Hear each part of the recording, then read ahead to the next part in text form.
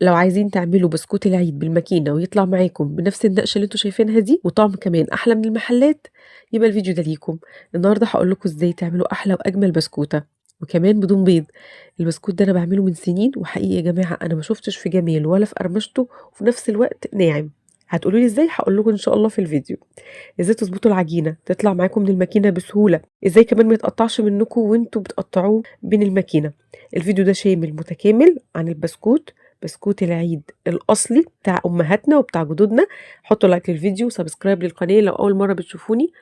يلا بينا نسمي الله ونصلي على رسول الله عليه أفضل الصلاة والسلام، ونبتدي فيديو النهاردة. بسم الله. في البداية أنا عندي هنا 350 جرام من المادة الدهنية، مقسماهم 300 جرام من السمنة و50 جرام من الزيت. لازم نحط نسبة زيت في البسكوت علشان يقرمش معايا. يعني مجموع المادة الدهنية 350 جرام، 300 سمنة وكمان 50 جرام من الزيت، يعني تلت كيلو بالظبط. وكمان عندي 350 جرام من السكر البودر. السكر ده أنا طحناه في البيت عادي خالص. ممكن كمان تستعملوا اللي بره المطحون الجاهز، بس الأحسن إن احنا نستعمل المطحون في البيت. عندي كمان كوباية وربع من المية، بما إننا مش حاطين بيض فلازم نحط نسبة سوائل في البسكوتة حلو. وهقول لكم واحنا شغالين لو حابين تضيفوا بيض ازاي نظبط مقدار السوائل عشان البسكوتة تطلع معاكم مظبوطة. كمان عندي كيلو من الدقيق، دقيق يكون كحك وبسكوت. هضيف على الدقيق باكت من البيكنج باودر وزنه حوالي 16 جرام، وكمان رشة من الملح. وصفة البسكوت دي مش بالنشادر، بالبيكنج باودر عادي خالص. علشان انكي البسكوت بتاعي النهارده هعمله بالبرتقال، فهستعمل 2 باكت من الفانيليا، وكمان الفانيليا بالبرتقال بتاع دريم حلوة قوي قوي، بتدي لون حلو للبسكوت وطعم وريحة حلوين قوي. وكمان عشان اعزز طعم البرتقال عندي هنا مركز البرتقال اللي هو الخام، بنجيبه من عند العطار. في العجان انا هشتغل النهارده في العجان، تقدروا تشتغلوا بمضرب البيض على ايديكم، مفيش اي حاجه هتوقفنا. لو بمضرب البيض هنشتغل خطوات زي العجان بالظبط. احط السمنه والزيت والسكر والفانيليا ونضرب لحد ما السمنه تفتح والسكر يدوب. ما ننساش طبعا لو شغالين في عجان بنجيب جوانب الحله كده بالسباتولا علشان الخليط بتاع السمنه والسكر يتضرب كويس. في المرحله دي هنا انا بضيف المركز بتاع البرتقال لما السمنه تهيش معايا ولونها يفتح وتبيض كده والسكر يدوب في اخر مرحله يعني. بصوا قوام السمنه مع السكر متماسك فاتح اللون، الخليط متماسك فاتح اللون عامل زي الكريمه الشانتيه كده التقيله، او كانك بتضربي زبده للبيتي فور، يعني بتوصلي نفس المرحله.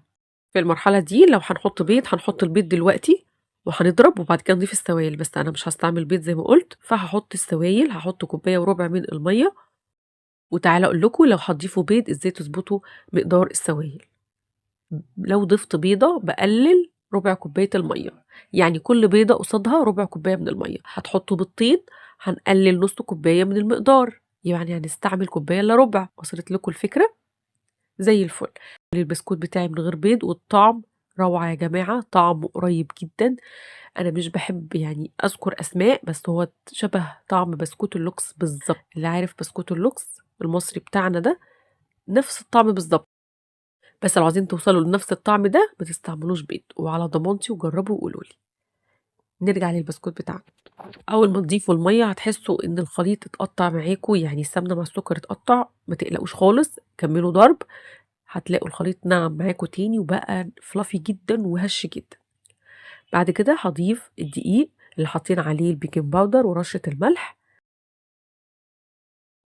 عايزين البسكوته بتاعتكم تطلع ناعمه ما تطلعش معضمه، ما نعجنش كتير بعد اضافه الدقيق، يعني يا لفه والتانيه لو بنشتغل في عجان، او لو على ايدينا يا دوبك بس بلم الدنيا، بلم الدقيق مع السمنه والسوائل يا دوبك بس الدقيق يتشرب كل ده بس، لكن عجن بالمعنى لا. هنا بختبر العجينه، اختبرتها لقيتها ما بتقطع معايا، مش بتمط. بتمط يعني كده ربيت لها عرق وانتي بتعجني. طب بتقطع معاكي بتقطم معاكي كده العجينه، يبقى زي الفل تمام، توكلي على الله. يلا بينا نقطع البسكوت، ودي احلى فقره بصراحه في البسكوت كله.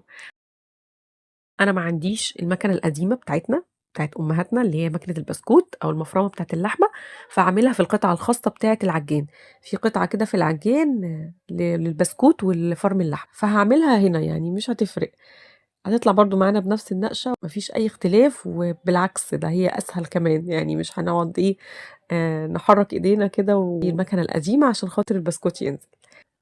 هنا بابدأ أضبّط البسكوت بتاعي، باخلّيه كده متساوي ومقاس واحد، باقطّع الزيادة منه علشان أضبط شكله ويبقى كلّه نفس المقاس. البسكوت طبعًا مش بنريّحه ولا أي حاجة، بناخد الصينية أو بناخد الصاج ويكون الفرن شغّال بقى له مثلًا ربع ساعة على درجة حرارة 180 ويكون محقق درجة الحرارة. يعني إيه محقق درجة الحرارة؟ يعني الفرن شغال بقى له ربع ساعة، مش أشغّل الفرن وأحط الصينية، لأ، الفرن يكون سخن. أدخّل الصينية هتاخد معايا بالضبط تِلت ساعة وهتكون البسكوتة من تحت لوِّنت، بتشغّلي لها الشواية دقيقة أو أقل حسب قوة الشواية عندِك، وتخلّي بالِك لإن البسكوت ده أو البسكوت عمومًا ممكن يتحرق معاكِ في ثانية، ممكن تكوني باصّة عليه وتغيّري وشِّك ترجعي تلاقيه اتحرق، فتاخدوا بالكم تِلت ساعة اضبطوا درجة الحرارة عشان يطلع معاكم بنفس الشكل الحلو ده. وكمان تسوية ممتازة، لازم تدّي له تحميصة خفيفة كده عشان يفضل معاكِ مقرمش لأطول فترة. البسكوت ده متماسك وبيقطم بسهولة في نفس الوقت، يعني حققنا المعادلة الصعبة، قرمشة ونعومة في نفس الوقت. أتمنى يكون فيديو النهارده عجبكم، تجربوا البسكوت وتقولوا لي في الكومنتات، لو عايزين تعملوا كمان مقدار أكبر اكتبوا لي وأنا هاقول لكم المقدار بالضبط إيه. لو عجبكم الفيديو لايك وشير وسبسكرايب للقناة لو أول مرة بتشوفوني. أشوفكم على خير في وصفة جديدة وفيديو جديد. كان معاكم شيماء ومع السلامة.